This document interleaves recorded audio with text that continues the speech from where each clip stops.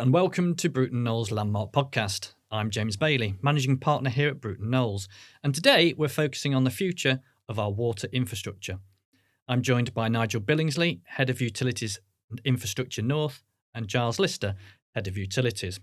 We'll be talking about the UK's ambition to build new reservoirs, the realities behind delivery and delay, and the broader picture of water infrastructure, from pipelines to new housing developments to flood management and how the UK compares with Europe. We'll also explore the practical challenges, regulatory landscape, and what it really takes to deliver infrastructure at scale.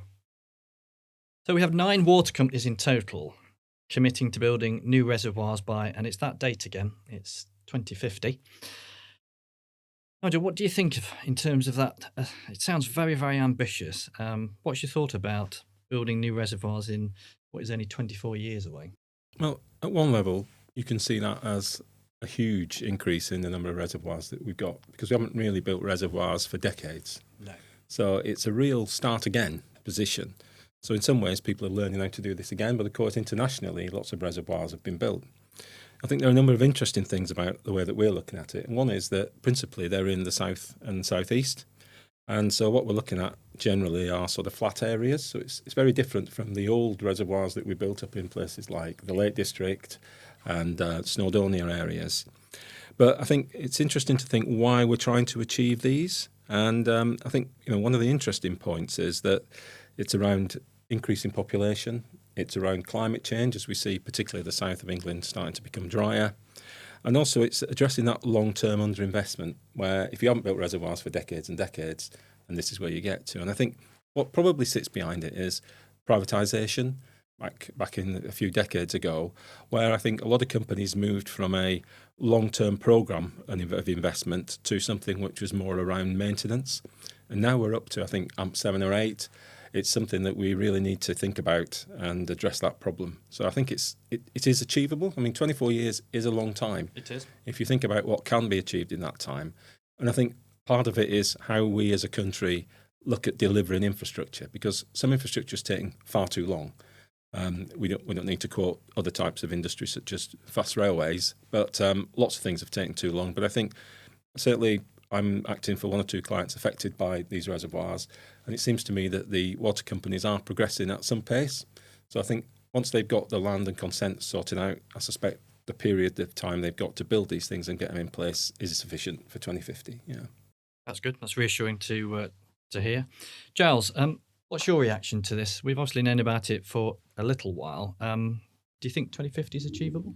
The water resources management plan that the water authorities have got will provide us all with a guide to the future and how we will have enough water, hopefully, and how we manage those water supplies over the period. And it's not just the water companies in isolation, it's the government, it's the EA. Everybody's got to look at that policy towards supply of water and how they maintain the current levels of supply. So they've got to look at things like saving water. What do? We have to be more efficient in terms of that use. We also have to think about all the development that's going on. Actually, should we be installing equipment that allows us to recycle, that will reduce that intake? Everybody jumps up and down about water supply, the water authorities and how the water companies and how they deal with their leakage. The volumes that are disappearing into the ground is phenomenal. All the companies are trying to do something about it, and they are stepping up to the mark in most cases, but there's a long way to go because they need to look at how they store and maintain those supplies, and one of the ways that they're going to lose them is through leakage big time. Alternatives are actually, they've got the existing supplies of water through pipes, through rainfall, rivers, etc. how are they going to look at alternatives? And the alternatives may be looking at things like desalination, but there's massive input from an energy perspective on desalination. I know certain water companies have looked at desalination, but the actual cost of it is significant, that has thrown out the total cost because it's just too expensive. And there are other water companies that the supply is required, but actually how do they get it from the sea into the middle of the country? It's a bit like the electricity side of it. Their network was through the middle of the country. They need to be the outside. It's the same with the water, in that if you desalinate, you've got to get from the water to the centres where most of the cities are located. So it is very difficult, but I think it is doable in the long term. Yeah, I think as both of you alluded to, a lot of it is around cost and time to deliver infrastructure, because we know it's difficult and challenging to deliver infrastructure in the UK for lots of reasons, and water's no different in that respect. But I think government also wants to sort of get people to think more about their usage of water. I think water is definitely one of those things where it falls from the sky. Therefore, people tend to just think, well, I can turn the tap on and there's no issues.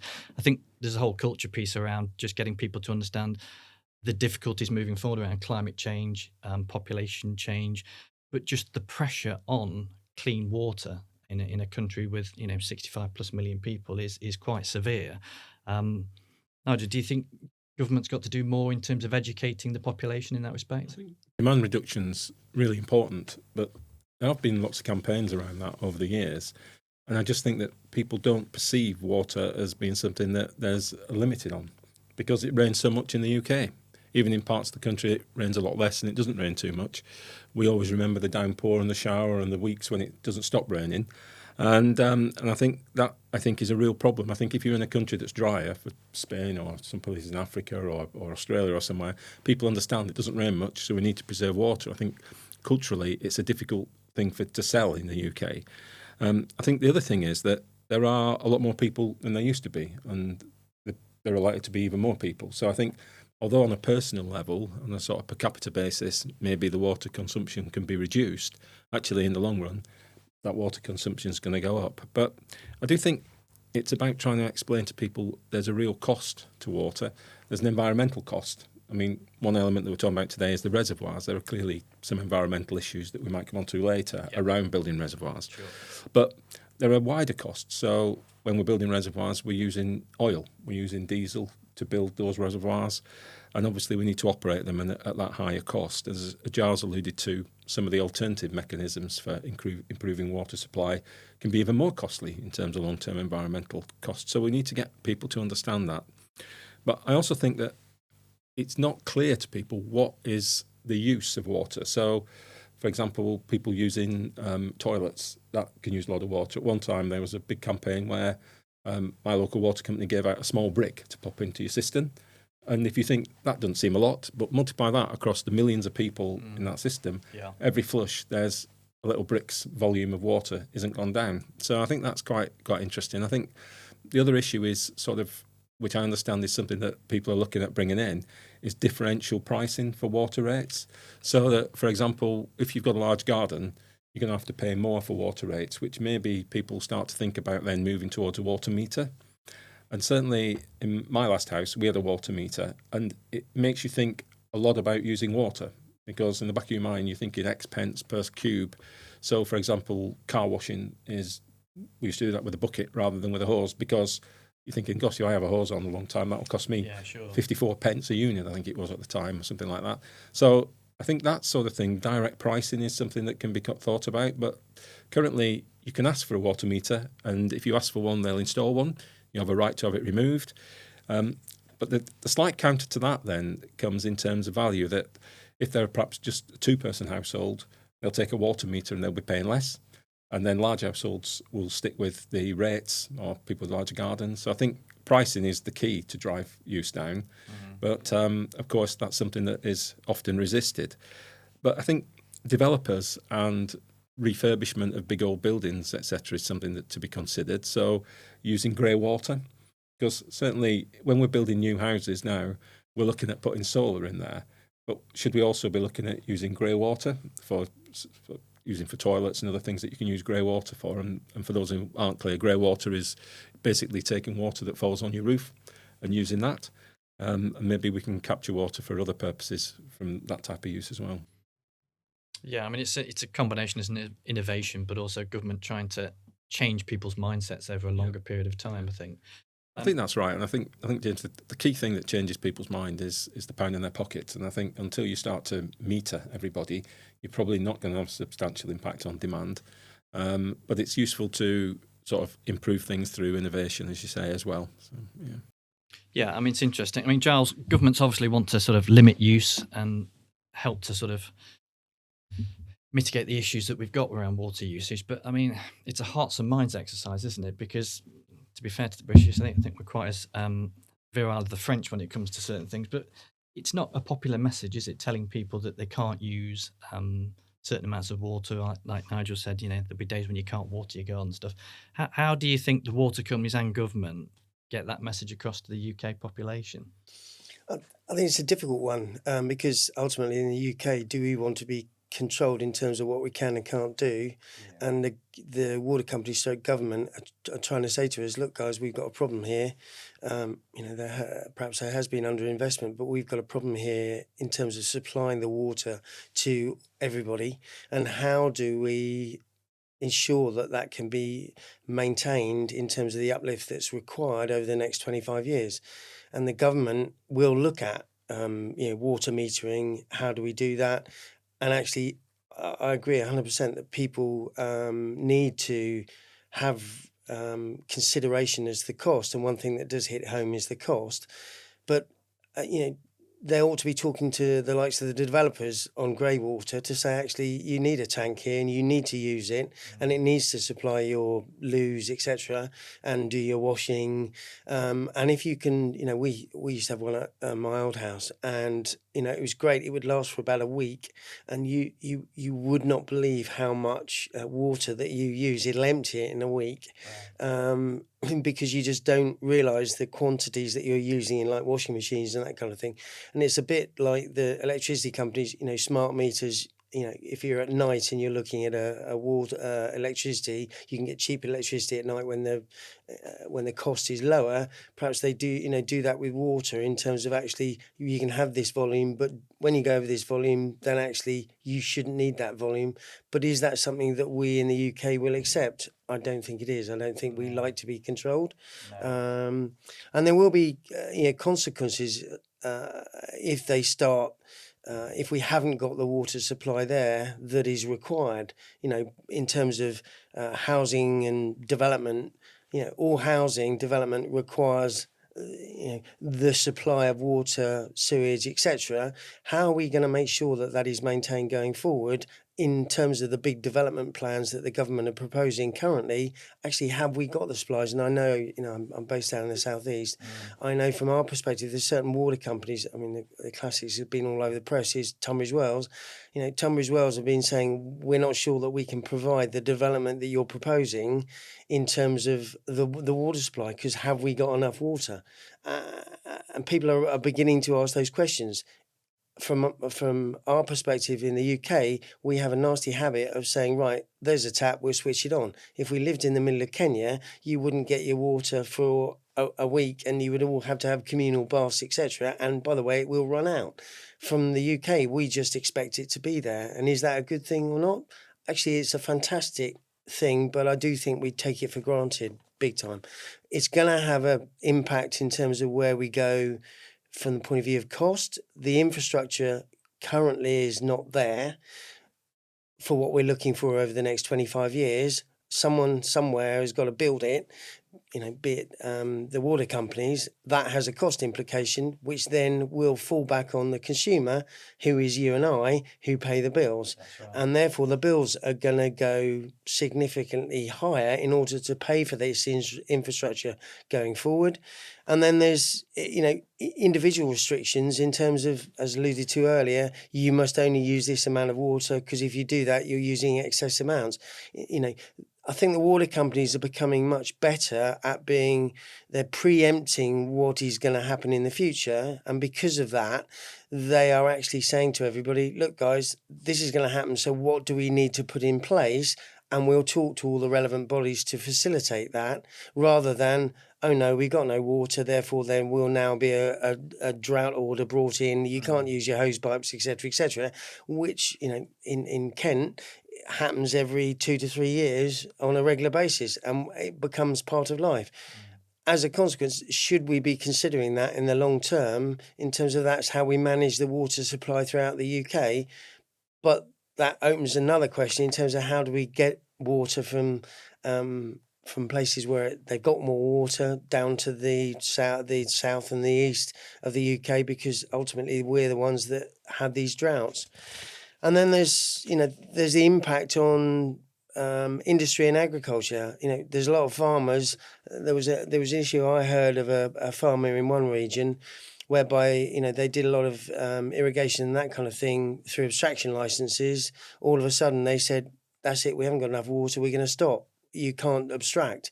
That had a major impact on the farmers and how they operated, because all of a sudden their agricultural operations not had to halt, but was severely reduced as a consequence. So there's a lot of farmers are now having to think, and it's happened with electricity as well with cold stores and that kind of thing.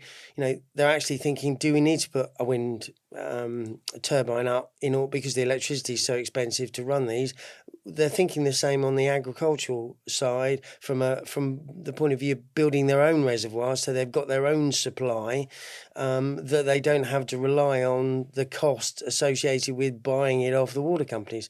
So there is a big impact for everybody going forward. Just goes to show how critical water is, doesn't it, at every level of our lives, whether it's individually or, like you say, agriculture and industry. It's key. And I suppose what most people would say, in terms of both of the points that you've made, is that it's generally recognised that the infrastructure, 19% of the infrastructure leaks, which is a huge number. I mean, 19%. Most people would say, fix the leaks and we've got plenty of water. Yeah. I mean, it's a kind of, it's a simple answer. If you fix the leaks, do you need all these reservoirs? I do think we need. I think the leaks will solve the 19%. Or part of it. You're never going to get down to zero. No. There are opportunities, there are AI that they're bringing forward associated with to try and reduce that. But, it is key in terms of how they look at the long term, and the long term solution isn't just to sort, there's a package of jobs they have to do in order to sort the problem, as opposed to the easy focal point, sort your leaks out. And I think that is a big issue going forward in terms of how we deal with the volume of water we need. It's interesting with leaks because as a business we assist water companies in terms of undertaking works to repair pipes, and it's not straightforward. Particularly in built-up areas like London, can be quite complicated. It's not a quick fix solution, is it? You can identify the leak, but there's often a time gap then between actually fixing it once you've identified it. So I think the reality is, I suppose a lot of people would potentially think, okay, you're getting better at identifying the leaks, but does that mean you've got the resource, the capital, and the to fix them quicker? It's doubtful. Yeah, but I think the water companies, are looking at various options to assist them from an AI perspective, which has implications, to assist them with actually monitoring proactively where the leaks are coming from, and reactively, actually there's a leak, how can we see it? There are, Affinity Water, they look at, existing broadband infrastructure to listen to fibre optic. And that's extraordinary how they do that. Yeah. But yeah, it's a way forward. Thames Water are doing the same kind of thing in terms of satellites, looking for, in effect, wet patches, movement, underground, cold areas, where they are to try and reduce that. But that doesn't, that will solve the bigger leaks, which, by the way, you can see. But will it solve the little trickles that you and I, when we're driving down a road, you'll see a wet patch and we think, oh, someone's got a leak. I know up the road from where I live, there's been a leak and it's been running for quite a long time. And you think, why can't they just solve this out? And it's been running for about 2 weeks now. Yeah. And that's a big issue. But how do you alleviate that going forward? It's a big issue. Yeah, it's a big challenge for them. I mean, Nigel, we work hard at Bruton Knowles to sort of use modern technology, don't we, to work better for clients. So certainly the involvement of AI through things like Affinity and Thames listening, and then using satellite imagery to identify areas where there's likely to be a leak. Without AI, that just doesn't work. But the AI and the power of the AI computing allows that to occur. You've then got the practical element, and at the end of the day, these things do come back to somebody coming out on site, digging a hole and fixing a pipe. But of course, you can sometimes put things through and internally steal the pipes, but it does require physical work to deliver these things. And I think inevitably there will be a reduction in leaks as people focus on identifying where the big leaks are and then getting them fixed. But it's like a lot of things, to drive perhaps from 19 to 15% is probably reasonably cost effective. But to get down from the 15 to the 10, the 10 to the 5, and the cost to get down to that, I think as Giles said, it's just not feasible that there won't be any leaks. There just will in the systems of the scale that we've got. But at the end of the day, it's a cost-benefit thing as well, that the cost to get down, for, say, example, the 15 to 10% leaks might dwarf the cost of building some new reservoirs which cope with those leaks. So you've got to look at those balances. It's not, throughout my lifetime, people have talked about leaks and we should fix them. And certainly the water companies we work for and the people I talk to, everybody wants to fix leaks, and people have done their best for years and years to fix them. But it's not that simple. And I think that's one of the reasons why you've got to build some new reservoirs to put new capacity out there, because without that capacity, you've got problems. So you can try to fix the system that we've got. And I think the other thing is we always got to recognise that it is quite an ageing system, that the UK was one of the first countries in the world to have a proper system. And if you stand back about it and think, it's actually amazing that nearly all properties in the UK, you can come in, you can turn the tap on and you've got something you can drink. Now, that doesn't happen in large parts of the world, and throughout history that has never happened. So to think that we get that for the sort of price that we get, and we touched on pricing earlier, but if we actually say what percentage of our cost is water cost, it's actually quite a small percentage of people's annual budget. So if that was to go up by 10%, 20% to guarantee it, in reality, in real numbers, it's not huge. It's probably less than the cost of a cup of coffee, which is the one that we usually balance things around today. It's less than going to Costa or Starbucks, or there are other coffee shops you can go to. But to get that facility, I think, and sometimes we just don't really recognise that, to be able to just go and turn your tap on and get drinkable quality water overnight is amazing. So yeah, the water companies are stopping leaks. They're doing their best. They're using the modern technology to identify them and fix them. But at the end of the day, there always will be leaks, as there will be in any system. And it's the same in electricity. I mean, the amount of electricity that gets put in a power station is not the amount of electricity that comes out at the other end. So, they just are in systems. I think that's just part of the nature of them, isn't it? And then there's an issue over, costs in terms of all of this. Quite often is the bigger picture in terms of those costs and how you control them. And I know that, the water companies are looking at cost reduction the whole time through AI in terms of efficiencies in use from the point of view of pumping stations and pipe house, how you move kit around the UK. Don't do it at 5 o'clock in the afternoon when it's peak flows. Do it at a cheaper time in terms of pumping water to a water tower or a reservoir or attenuation tank or whatever. It's how they use that and how they think about that delivery across the region. And I think they're looking at those efficiencies, and AI will certainly assist them on doing that. An amazing thing that I heard, was it Southern Water were talking about, they monitor their sewers to make sure that they can monitor where there's fat build up. So from their point of view, that increases the efficiency and that will impact on the environment and that kind of thing. That is really clever in terms of what they're doing and why they're doing it. And a lot of it comes down to them creating efficiencies and trying to reduce costs, which ultimately impacts on you and I as the consumer. It certainly helps them know their systems better, doesn't it, in terms of identifying all the issues around it. So, I think technology has definitely got a place to play. I think all of it, not surprisingly, sits in the modern context of environmental issues, and certainly the bad PR that the water companies have had over foul water going into our streams and rivers and then ultimately into the sea has been a bit of a disaster for all of the water companies. But I suppose it does demonstrate the issues and sensitivities around how people see the environment these days. So all of what we've discussed has to sit within that modern context that you need to safeguard and look after the environment as well. You do, and it's really important. And one of the impacts of, for instance, the AI. Oh, let's go through AI, etc. But AI has a massive energy requirement and a massive water cooling requirement. Yeah. So therefore that has an impact. So, that impacts on something else that's completely separate to what we're dealing with. Yeah. So those efficiencies are being driven, but they're, by the fact they're there, are creating inefficiencies.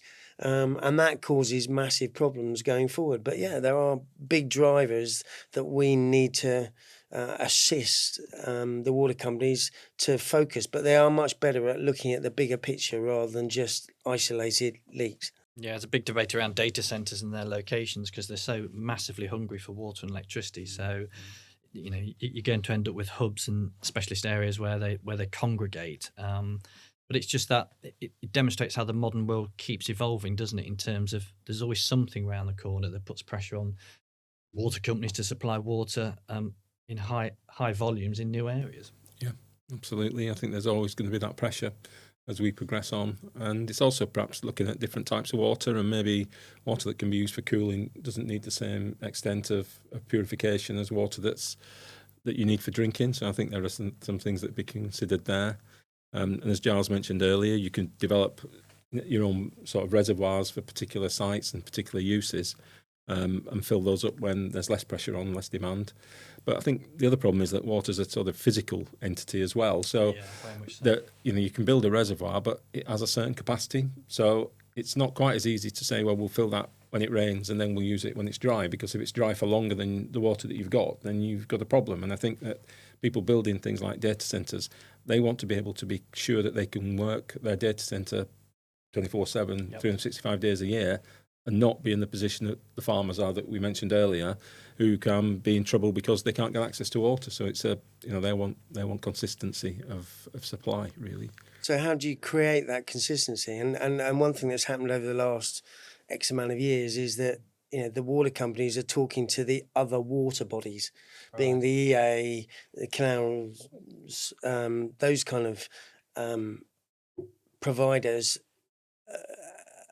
And how do we get water from the north, Wales, etc., to the southeast using them? And there are discussions. I heard up obviously in Wales they get quite a lot of rain. How do you get it from Wales to the southeast? And what you can do is chuck it in the Thames, or chuck it in a river, then pump it out the river to the Thames, pump it out from the Thames down to the southeast, pump it out down in the southeast, and then bang, you've moved all this water numerous miles in a river, and you can do the same with the canal network in terms of how you move water around big volumes from north to south or east to west, and they are seriously thinking about that, which is really, really good in terms of the bigger picture. And the government and the bodies are actually talking to one another because they all have assets that can be utilised, because a pipe, the usual is we'll move everything by pipe, but actually that has big implications from the point of view of the environment, local communities in terms of when the works are going on, impact on the environment around us in terms of the birds, the location, the impact on the community. How do we deal with those? And those existing infrastructures are there, so let's use them. But one thing, there was an interesting thing. Somebody was talking about a hard water and soft water and how you combine the two. It's an engineering issue. Yeah.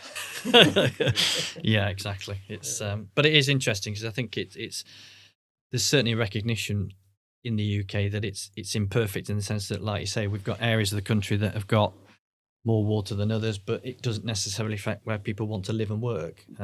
So effectively, physically moving large volumes of water it just sounds difficult, but it's also extremely expensive and very time consuming as well. So I think if you can use existing river networks without having a detrimental environmental impact, it's a great idea. But I think the key thing you said is it's people talking to each other, isn't it? It's that kind of one of the issues around deregulation, certainly since privatisation, is there's an overall sense that there's less joined up thinking around infrastructure in the UK. So I think perhaps government needs to encourage that a bit more, where it's a bit more collegiate for people to come up with innovative solutions. I think that is one of the interesting things, is when you look at the proposed reservoirs, they're being proposed by a number of different companies. And each company is its own legal entity, it's got its own license, and it operates in its own way. But the problem is that maybe that's not the best thing. Maybe if you had several large reservoirs that different companies could tap into is potentially one way to rethink this. But of course, each company's got its own position, and maybe in terms of actual impact, several smaller reservoirs is better than a large one. But it is something to bear in mind that each company is a separate legal entity, and they're obviously licensed. So Ofwat have quite a key role in that, and allowing them to get the funding from the bills to develop these things. But at the end of the day, there's potentially less joined up thinking because we have separate legal entities, rather than if they were all in the same ownership or all sat under government. I think that would lead to an approach where there's people reinventing wheels, in the sense that, because I think one of the things you and I have discussed in the past is that, if you take the sort of things like police stations, most police authorities design their own police. There isn't a single entity that says, right, if you want a police station that fits so many people in it, here's the design, and you build that everywhere in the UK because it's a cheaper way of doing it. Basically, it's almost like a system-built system. A lot of what we do in the UK is bespoke. I think there is an element to that. I think the problem with reservoirs is they tend to need to be a bit bespoke because they're part of the environment and need to be in a sort of water catchment area. But I suspect the thing that mitigates a little bit against that is that they usually use one of a relatively small number of design consultants. So I think the design consultants will be bringing in what their knowledge is across the board. And in some ways, it's the same as sort of Bruton Knowles, where we act for a number of different water companies in different parts of the country. And we, because of our internal systems, can cross-pollinate that knowledge that we learn, for example, in Thames into Yorkshire, for example, things like that. So although what we're doing in each area is bespoke and slightly different, because that's how it works with separate clients, some of that knowledge is transferred across. So hopefully that'll be the case. But it's just that people need to have their own independence. So if you're the Tunbridge Wells supplier, you need to be comfortable that you're going to be able to supply there. And I think that potentially that's a role for government and Ofwat to sit back and say, well, actually, more on a strategic basis, we need several very large reservoirs, or we need a solution for the southeast, and you can all take from that. So I think that's one of the interesting things, that actually it's being promoted by the water companies themselves and not by more of a supra body that sits over above them. And there's obviously an element of best practice that cuts across it all, like you say, that ultimately you end up with reservoirs that are fit for purpose, relevant to where they are and what they're being used for. Yeah. So, I mean, there's big impacts in terms of, one of the big problems we've got, it goes back to the ice age really, is we've got a problem with volumes of water in the southeast. The southeast is relatively flat. So as a consequence, how do you build reservoirs where it's relatively flat? Up north, so Wales, Scotland, etc. They've got areas that you could utilise for that. Okay, we have got reservoirs, pure water reservoir, in the southeast, but it does make life quite difficult. In East Anglia, it's relatively flat. In Oxfordshire, it's relatively flat. They need reservoirs there. But how are they going to do it? They, in effect, can't use the local hills, etc., to facilitate what's required. They've got to look at other options, which have cost implications. Yeah. If that isn't there, I know out in New Zealand, they've got these look like massive lakes. They're not. They're massive reservoirs, aqueducts, power. They use them for water and for power. And they're up in the mountains, and it's absolutely amazing. We, by using rivers and main pipelines that we all have access to, ought to and are thinking about how we get water from areas that have water to other areas, but it's got to be cost effective. You look at Thames Water many moons ago put the London Ring main in.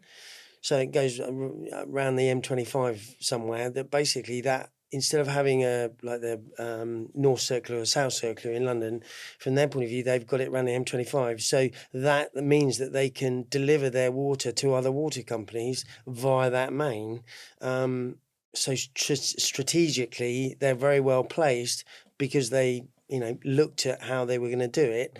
Actually, they didn't look at it in isolation. The problem we've got is that because the companies, it's how they all cross-pollinate and talk to one another to actually ensure that they're doing the best for the UK as opposed to that individual company, because that's what trips them up ultimately. They've got to look at the bigger picture, and usually they're really good at doing it, but there's certain elements of that delivery or, that is not looking at the big picture, which is, something that the government, other bodies are taking an interest in terms of how we do it. And one of the big drivers behind it is consumers. Consumers are saying, enough, we've got enough pollution, we want to stop it, we've got enough leaks, we want to reduce costs, what are you doing about it? And they're asking the right questions to the water companies, who are having to navel gaze in terms of from making the right decisions that fit all the questions that are being asked by those bodies and the individuals, and ultimately the customer, who is you and I. Yeah, and I think that sums it up quite well in terms of where we find ourselves in terms of the current marketplace for water. Is that there's a lot more knowledge from members of the public. There's there's groups now that are challenging water companies around water usage, etc.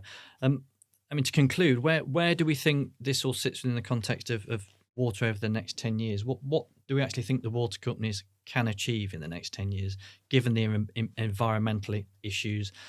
Certainly, I agree with you, Giles, a lot more sensitivity from the public in terms of things like leakage, things like the environment. What do we think the water companies can do in the next 10 years? They need to spend some money, lots of money. Lots of money. And they need to actually, there's one thing that's actually key is at the moment, there's an awful lot of development that's required in terms of development of their assets to get these water supplies in place that are not actually going to happen fast enough. So therefore, the government is assisting from the point of view of, nationally significant infrastructure and pulling the reservoir scenario into that, which allows the water companies to actually facilitate construction of these reservoirs that, I think the last reservoir that was built was back in the 1960s. I know where I lived, that, South East Water, Broad Oak Road Reservoir has been talked about for 35 years. It's really important that these reservoirs happen rather than, we now, which is a good thing, the water companies, and the government are very, they're reactive. They need to be proactive, which it seems to be they may taking a step in the right direction in terms of actually this is required. What do we need to do to facilitate this? And in order to do this, actually put them within the NSIP regime, and that enables the process to be big decisions to be made by government as opposed to local communities. The local communities absolutely should have a say in what goes on and how it happens, but we do need to look at the bigger picture. You look in France, if they want a road located in a certain position, they go and talk to the farmers, but actually we've talked to you, we've taken on board, this is what's going to happen. It happens quite quickly. We've got a number of infrastructure projects that have been going on for 5-10 years, cost an absolute fortune, and we've not actually taken a step forward. And that cannot be the way forward in terms of in 20 years' time, it's having an impact on, development, be it commercial, residential, our bills, etc., is having an impact on that going forward. And actually, let's see a result that resolves the problem, as opposed to in 10 years' time, we're going to look back and say, we actually have not stepped forward at all. All we've got is we've now got a problem because we can't make a decision based on lots of information. We've actually got to make a decision now because it's a need, as opposed to actually we looked at this and these are the options. We have only one option. Yeah. We've got to do it now because we've run out of time. Yeah. A bit like certain other elements of the infrastructure. It's really important that we look at that and look at it and get something done about it. It's how we facilitate that. Environmentally, there's big issues as well that need to be taken into account. You can't just run roughshod. We need to make sure that we look after, protected species, ancient trees, etc., the environment that we live in, because that's why we enjoy living in the UK, because of the environment we live in. Let's make the most of it. Let's actually, talk to the farmers, the local communities in terms of what we do, and actually have those conversations as to what is the best solution. But we got to look at the bigger picture, not the small picture. Okay, thank you, Giles. Nigel? Yeah, I think that's absolutely right. But if you're looking at a 5-year horizon, you need to get these things permitted. I think, as Giles said, you need to get through the system and actually get the permits out. They need to then be funded, which I think is something with Ofwat and the bills, etc., that we touched on, and started. And I think in terms of the environmental issues, although there's obviously always lots of objections in the locality of big projects, what we also have to remember is that quite often reservoirs, once they're in place, they become attractions in their own right. Indeed. That people like in the UK bodies of water. You can do various things, and perhaps in parts of the design, if you design in potential leisure uses around those reservoirs, that's got to be a good thing. And certainly, if you look up in parts of the Lake District and North Wales, etc., and certainly in the Peak District, the reservoirs in their own rights, they are attractions. And I think that we need to be looking at that more, so that at the end of the day, there are some benefits, not just from the use of water, but there are environmental benefits and leisure benefits in those areas as well. So, but I think, as Giles said, the key thing is to actually make some progress in the next 5 years. Not to have things sat, delayed and waiting. And certainly from BK's point of view, we've been approached time and time again over the last 20 years to start the process of land reference, etc., for potential reservoirs here and potential reservoirs there. And then they just disappear and nothing happens and they're not progressed. And I think it's that time has run out really, and they do need to progress those. So if you can get that done in the next 5 years, and then hopefully within the next 5 to 10, you can actually finalise and commission these reservoirs. And as Giles said, they're not easy to build because you're starting mainly on flat areas, so you've got to build up the banks all around the sites, and there's a lot of work to be done. But if you did start now, you got permitted and you got funded in the next 5 years, that gives you a fighting chance to get these things up and running before 2050. Thanks for listening, and thanks to Nigel and Giles for sharing their thoughts and insights. If you've enjoyed today's episode, you can find more from the series on all major podcast platforms. So please do subscribe, follow and share with your network. And if you'd like to stay up to date, the latest thinking across the property and infrastructure sectors, be sure to check out Bruton Knowles Landmark newsletter on LinkedIn, where we regularly share insights, analysis and commentary from across our sectors. Thanks again for listening, and we'll see you next time.